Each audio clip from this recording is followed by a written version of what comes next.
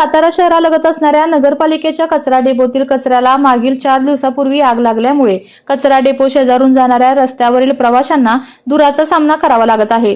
ही आग आटोक्यात यावी यासाठी नगरपालिकेच्या वतीने विविध उपाय योजले जात आहेत। सातारा नगरपालिकेचे नगराध्यक्ष अमोल मोहिते यांनी कचरा डेपोतील लागलेल्या आगीचा आढावा घेत लवकरच या आगीवर नियंत्रण आणण्यात यश मिळेल असा विश्वास व्यक्त केला आहे।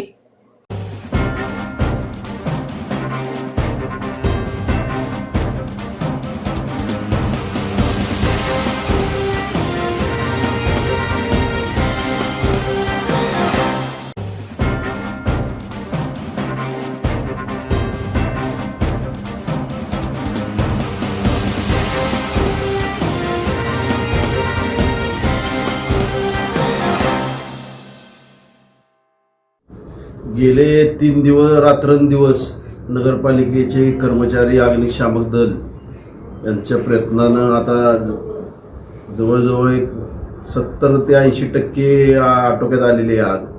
धुराचं प्रमाण सुद्धा कमी आलेलं आहे, पण जसं जसं ऊन वाढते आणि ती दबदबलेली आहे त्यातनं मिथेन गॅस जो बाहेर पडतो त्यामुळं अग्नी परत पकडला जातोय। आमचा प्रयत्न आहे की ह्या 1-2 दिवसात तरी हे पूर्ण विझायला पाहिजे।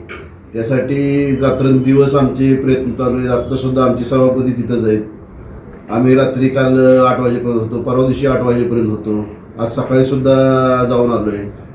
प्रयत्न चालू आहेत, बघू आता काय 1-2 दिवसात होईल।